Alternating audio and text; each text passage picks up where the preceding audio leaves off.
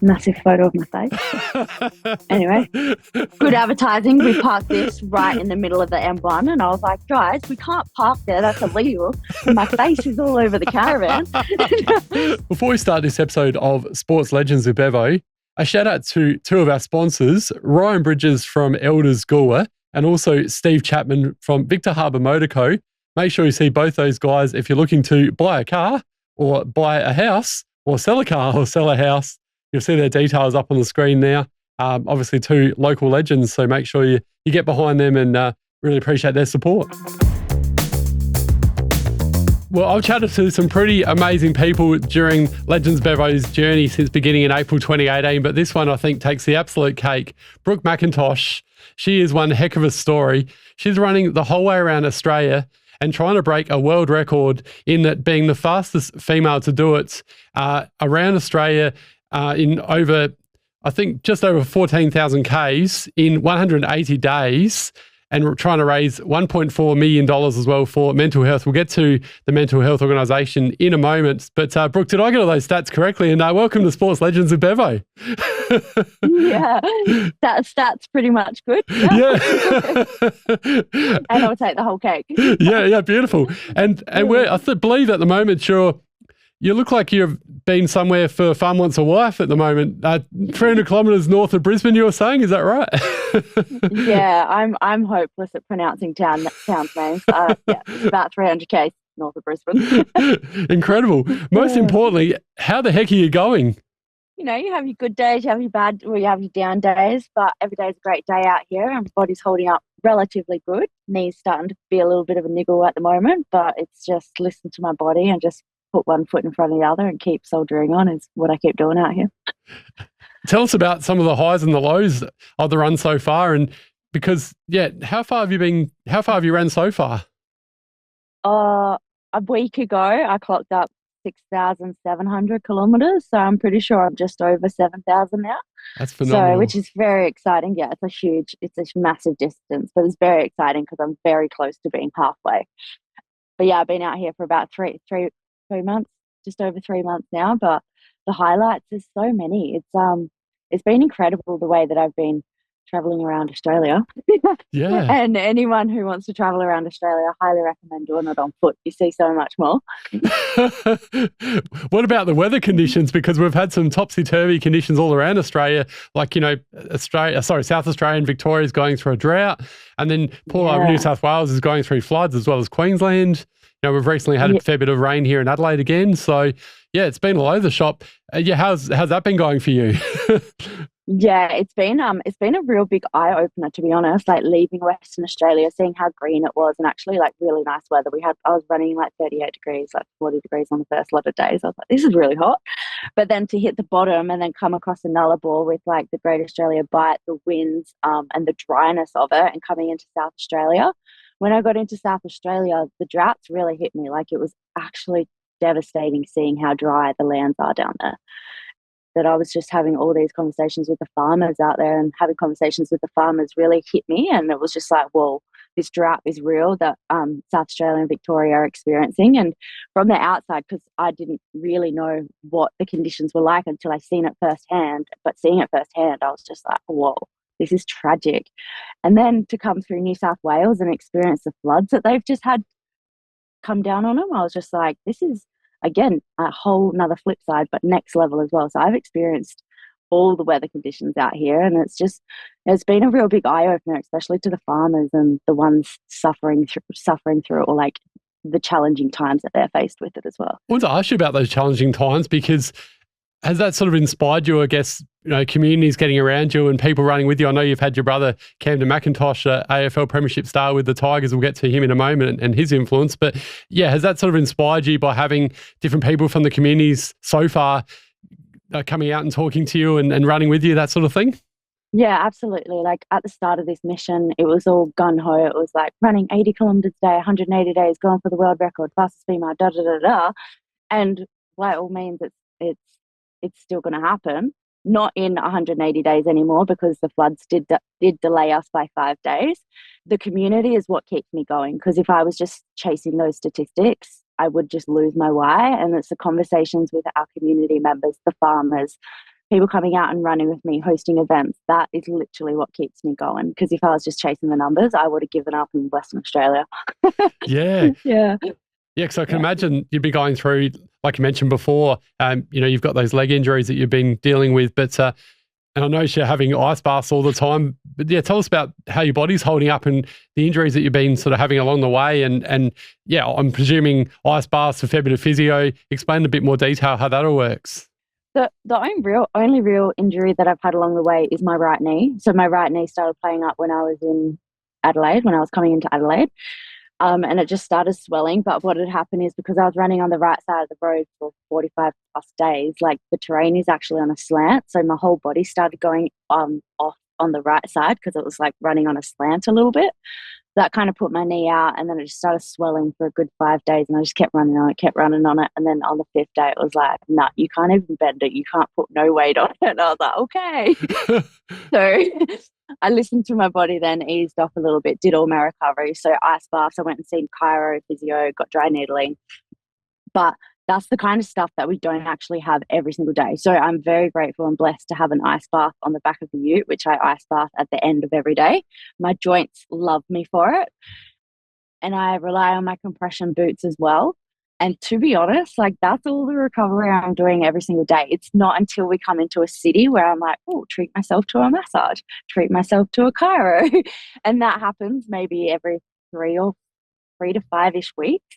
And now that we've just got out of Brisbane, I won't see another city until Darwin. So I'm just stuck with my ice bath and my compression boots really for recovery.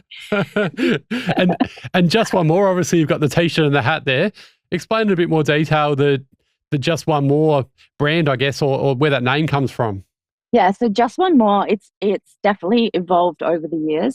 It's a mantra that I've lived by my entire life. And I'm running around Australia to raise awareness of mental health. And when I was going through my own darkest of days, I just would say to myself, hold on for just one more day, just one more step, just one more breath, just one more day. And I did. And now through this run, I use that mantra again. It's just one more step, just one more breath, just one more day, and you can overcome and achieve anything. And this run's all about having just one more conversation with our community members, our friends, our family about our mental health. And for me, it started by my own journey. And Just One More is just a mantra that I live by, and now it just keeps evolving. And now it's like a massive movement that's evolving across Australia, which is really cool.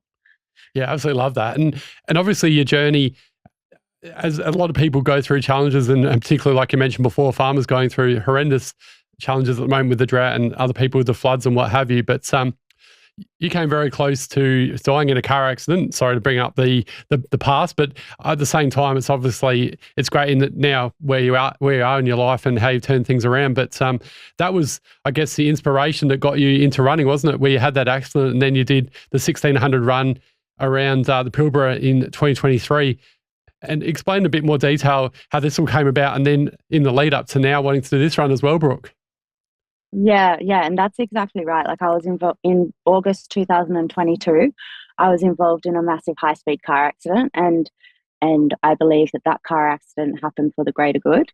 It happened because it needed to happen. I can't change that. But for me, that was my biggest awakening to be like, and I clearly survived that car accident. I'm still here. So I survived that car accident and I walked out injury free. My car completely crumbled around me. I got rushed away in an ambulance. The doctors and nurses, they were all there. All they knew was high speed car accident. We don't know the condition. And I rolled into the hospital and I was fine. I was begging the doctors to release me that night because they were doing scans on scans on scans to see if anything was wrong with me. But physically I was fine. But mentally I wasn't. And it was in that moment that I realized that I didn't want to die. I just wanted my internal pain to end. And that's when I started having just one more conversation and seeking the support that I needed. And at the time I was FIFO. So 2 weeks after my car accident, I went back FIFO life working, and I was working 4 weeks on, 1 week off at the time. And when I went back to FIFO, we had a toolbox meeting, as you normally do have when you go back for your work. So I was in a toolbox meeting and there was probably about 150 guys in the room, and they were just sharing like your safety briefings, what's happened on site, just bringing us up to speed. And then there was an opportunity to share, and I shared what I experienced on my frosted R&R, so rest and recover, I think it stands for. On my week off, I shared what had happened in my car accident on my week off. And just by me having just one more conversation and opening my heart and sharing my struggles and my mental struggles that I was going through, that led me into that moment, and then opening up and being like, this is how I'm helping myself now. After I opened up and said that in a group of 150 guys, I had about 20 guys come up to me afterwards and thank me. And I was just like, whoa. And then they opened their hearts. It just opened up the conversation. And this kept going on for about 3 or 4 months on site, just by me opening up to one dude after another. And then they opened up about their family, about their stories, about their struggles and their challenges. And I was like, this is cool. And I was laying awake in my donga, so in my unit bedroom on site one night at 2 o'clock in the morning. I was like, how can I have a bigger impact? Like, this is great. I'm touching one life every shift. This is awesome. Well done. But how can I have a bigger impact in the FIFO space? Because I'm on one site. There are many mining and construction sites out there. Like, how can I have a bigger impact? And that's when I got the idea to run 1,600 kilometres from Pilbara to Perth and raise an impact to ignite our country to speak up about our mental health. And in August 2023, that's what I did. I ran 1,600 kilometres. I trained for about 9 months to do that, ran 1,600, raised $75,000 for mental health. Wow. But it was through that run that I was like, this is awesome. But what about New South Wales? What about Victoria? What about Queensland? What about NT? Like, I got to go just one more state and keep this ripple effect going. And that's how this whole run has come about, was doing that 1,600, seeing how much I loved it and seeing how much Western Australia people needed it, but Australia needs it more than ever before. And that's why I'm out here running around Australia, to have these conversations. So by the end, hopefully, people start speaking up more about their mental health. You are an absolute bloody legend. Well done. And Blue Tree Project, tell us more about that and why that's, I guess, close to your heart. For me, when I was going through the depths of the darkness for myself, every time I looked up, a bloody blue tree appeared. And in the end, I was like, go away, blue trees. I know everything's going to be okay. And on sites, like, I would just see them all the time as well. And then I dived deeper into what the blue tree was about and where the blue tree movement started. And it started from Kendall losing her brother to suicide. And he played a practical joke on their family the week before he passed. And it was by painting a blue tree on their parents' property. And then Kendall has taken that and now just ripped it all the way out around Australia. And when you drive past a blue tree, majority of the time it's like, well, why is that tree blue? And you start going down that rabbit hole, and it's to raise awareness for mental health and spark hope, spark more conversations in our communities. Yeah, that makes a lot of sense, and that's so cool. What sort of preparation and training was involved with a run like you're doing at the moment, Brooke? Because you mentioned before you did the 1,600 from Pilbara to Perth, but this run, no doubt, you must be doing absolutely crazy amounts of kilometres to train for something like this. Yeah, so it was pretty much, when I did the Pilbara to Perth one, I trained solidly for 9 months, and then I did that run in a month. And when I finished, I took about 3 months off, and then in January 2024, I just jumped straight back into my training. So it was pretty much the kilometres increased over the weeks, but I would run anywhere from 5 to 7 times a week. And my kilometres started off about 100 kilometres and then increased rapidly until about 300 kilometre weeks, along with 3 strength sessions every single week. Because strength is so important to running, and a lot of chiros, a lot of ice baths, a lot of bloody nasty deep tissue massages to keep the body conditioned. Do not like them. No, I'm not a fan of those either. But I trained for this one solidly for about 14 months, I reckon. Yeah. That's absolutely crazy. And I always love hearing the stories, like talking to Olympians and their go-to meals after their events, and you hear some classic stories about pizzas and Maccas and things like that. But what's been some of your, I guess, go-to junk food along the way? To be honest, running distance back to back and back, my appetite is shot. Like, I don't even want to think about food. And that sounds crazy to say, but my support crews, you keep having to like force feed me food. They're like, you got to eat now, because I need to keep eating to keep going. But I just don't want to eat. I don't even want to think about food, not craving anything. No. Wow. So I can't answer that one. Not even a bowl of ice cream? No. I mean, I know I can have it and stuff, but no, I'm literally just craving a day where I can eat just 2 meals and that's it. Not eat for a solid 10 hours. Have you got, I know Suze has been amazing with teeing up this interview for today. We've chatted quite a bit and she's been incredible with doing all the social media and anything else. And no doubt you've got other team members involved. But have you got dietitians that are preparing meals for you along the way? And where do you actually sleep? Do you sleep in a swag or what happens there? No way. I mean, if I'm running around Australia, I'm doing it in style. So we have a massive caravan that we get to sleep in each night, and my bed's got 3 mattress toppers on it to keep it nice and comfy. So my bed is super comfy. But we sleep in a caravan, and our caravan sleeps 5 people. So currently we've got 2 support people on 2 support crew on ground, and we're about to welcome in another support crew in two weeks' time, which is very exciting, and it will relieve a lot of pressure off Suze and New as well. So yeah, we sleep in the caravan. We have a driver just drive that. It's quite funny. It clicked for me the other day. I was running. I did a stint of like 25 Ks. So in the mornings, I'll get dropped off at my start point and I'll run for about 25 Ks, and then I'll stop, refuel, and then go again. And the crew will move up 10 Ks, then they'll move up 10 Ks and like keep refueling me. And it clicked in a 25K stint the other day. I was running and I was like, what a way to explore Australia. Like, this is so beautiful. This is so grand. And then I was like, but my poor support crew, they're just sitting on the side of the A1 and doing nothing except for feeding me and driving 10 Ks each time. So I was like, hats off to them. They're the real MVP. Yeah, most definitely. I know we touched on it a little bit before, but what have been some of your highlights along the way in terms of some of the places that you've visited where it's been like amazing scenery, whether you've seen some cool animals and that sort of thing, Brooke? Yeah, running the Nullarbor was really cool. Like when I was on it, towards the end, I was like, get me off it and back into civilization. But running the Nullarbor was really, really cool. And the people that I met out there, like, if you're in a car, you just miss all that because you don't really talk to the bike riders, you don't talk to the runners kind of thing. But because there was so many bike riders crossing the Nullarbor when I was running along it, I had so many conversations with them, and it was just really interesting people. And same with a few of the truck drivers as well. The smaller towns have been my favourite to run through. Yeah, especially in SA. Panola? I want to say Panola? Panola? Yep. You were close, yep. Probably butchering it. But that was a real beautiful town and community to run through as well. Yeah, I wish I was better at names. No, totally understandable. And Otways in Victoria, doing the Otways on the Great Ocean Road. That was another real big highlight. Yeah. That would be cool. Some pretty big hills around that area though. Oh, yeah. Yeah. I mean, when I was in the moment, I was like, this is crap. But every single time I got on top of the hill, I was like, yeah, this is worth it. This is worth it. Yeah. And mental health conversations along the way, have you been having quite a few of those?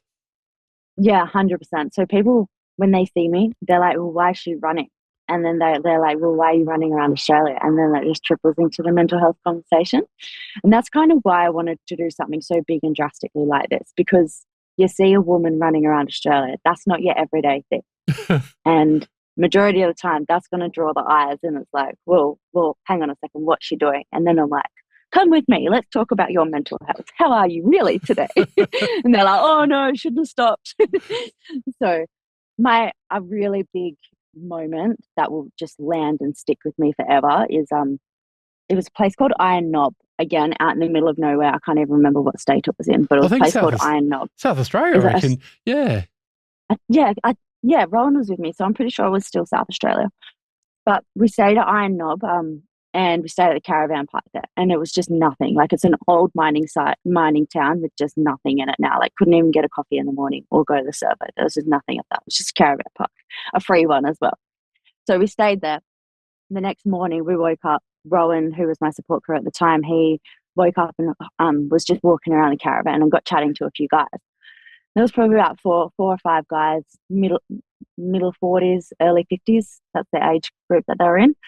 And they were just chatting about their caravan, like what they're up to. And then Rowan started to share about my story and what we're doing out here.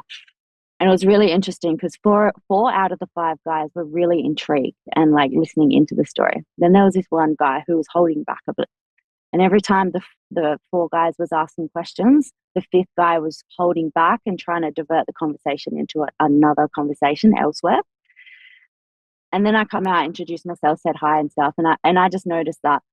Anyway, four of the five guys gave a cash donation, $50 each. Very grateful, very blessed. And I was like, thank you so much. And then I was like, we better go now. I better start running.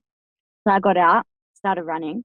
And then an hour later, the fifth guy who was a part of that conversation, a part of that crew, he drove past me and he slowed right down and pulled his caravan over, hopped out of the caravan, and he come up to me and personally and was just like, thank you so much for doing what you're doing. I'm experiencing mental health battles right now. I've just lost my wife. I'm out here. I don't know who I am, and I'm just exploring. And my heart just dropped, and it was like more confirmation of never judge a person because you never know what they're going through.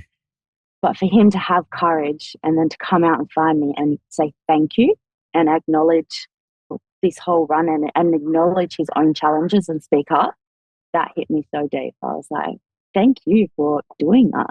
Yeah. So, that must really inspire you. And like you said before, when you're going through those tough times, your body's just aching and everything, people like that just want to, that must really push you to keep on going. That lifts me, and that just lifted my spirits for the whole day because, like, not going to lie, sometimes I'm out here running alone by myself. I'm like, what am I even doing? I'm like, why am I even doing this? Is it going to make sense? But then it's those small moments that lift me and just like, yeah, just keep going. I mentioned a little bit before as well, Cameron McIntosh plays AFL footy for the Richmond Tigers and premiership player as well. And how much of an influence has he been on you and also your family and friends along the way? Yeah, huge. I've looked up to my older brother Cam for years. Like growing up, obviously beside him, I would just watch what he did, his work ethic, his kindness, who he was, and who he is becoming as a person. I was just like, this is just incredible. And to see what he's achieved in his career and his personal life this far, like people see the shiny objects and they see that he's got 2 premierships. They see that he plays for AFL Richmond Tigers, and they see all this, but they never really see the challenges that he's faced.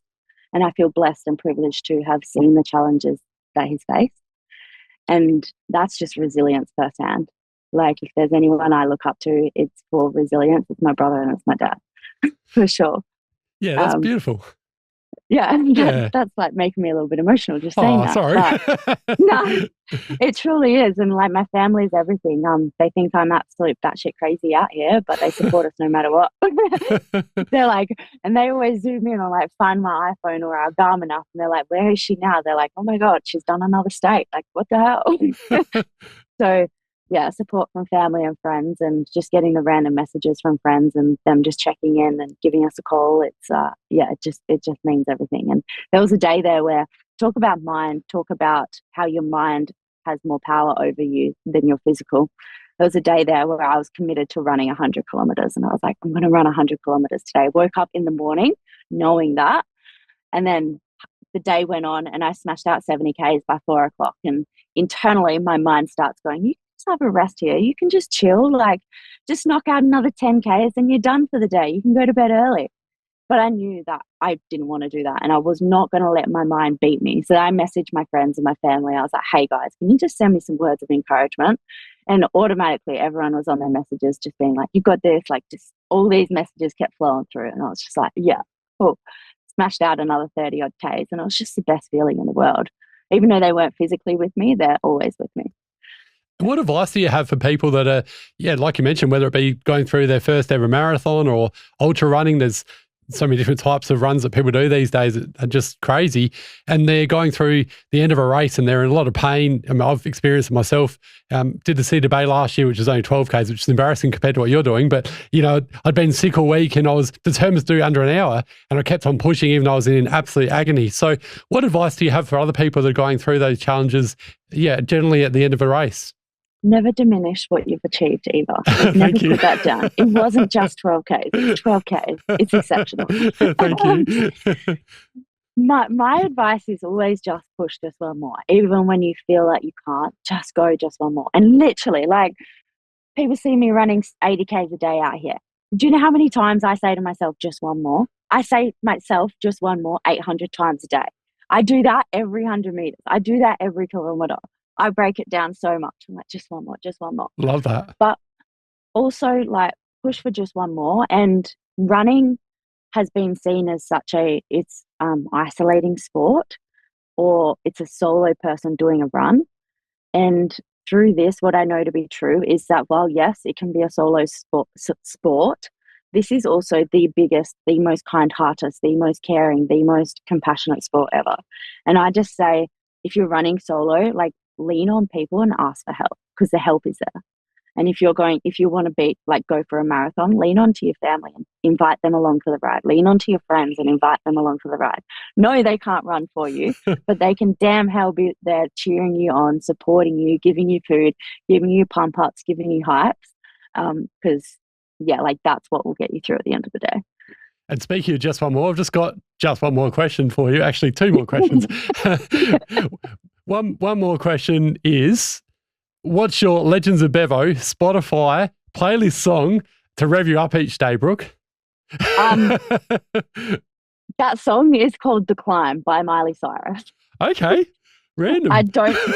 If you could see how many times I've listened to that, it would. Yeah, it's over 1 million times, I reckon, on this run. Okay, and most importantly, people that want to donate or follow you on your incredible journey, plug away. Definitely if you're listening to this, links will be in the bio, hopefully. Otherwise, just Google "just one more Brooke" and everything will come up. Donations page will come up. Instagram, Facebook will come up as well. We post a lot on Instagram, and that's how I'm pretty sure we were connected through that way as well. Massive platform. We bring everyone along for the ride, but please donate if you can. $1, $2, it doesn't matter. It's all going to add up at the end of the day. And the goal is to raise 1.4 million for mental health. I'm running 14,000, so us as Australia can come together and raise 1.4. It's only an extra 2 zeros, and it can impact so many more lives. Oh, let me quickly stand up and just get my joints ready. All right, there's the caravan. That's not our car, but there's the caravan. Oh, look at the sign as well. How good. I love that. Yeah, so the sides I'll stick it up, but this one here is even better. Awesome. That's my favourite sticker. Oh, how good. Yeah. Oh, it's reading backwards, but then we track where we've been. That's amazing. And the blue tree, love that. And the blue tree, and this is the other side. Wow, so good. It's a massive photo of my face. Anyway, good advertising. We parked this right in the middle of the M1, and I was like, guys, we can't park there. That's illegal. And my face is all over the caravan. So good. And then this is our setup. This is our ice bar. This is our caravan inside. This is our home for 6 months. It's my bed with all my shit on it. Love this. And then this is one bed. This is another. And this will be our 4th support crew person's bed. Incredible. And there's a kitchen space. That's amazing. You're welcome for the tour. This is another kitchen here. Thanks, Brooke McIntosh. You're an absolute legend. As you mentioned before, make sure you jump on the socials and follow Brooke and keep up the great work. And like I said before at the start, you're so inspiring. And thank you so much for giving up your time to have a chat, and keep up the absolutely amazing work that you're doing.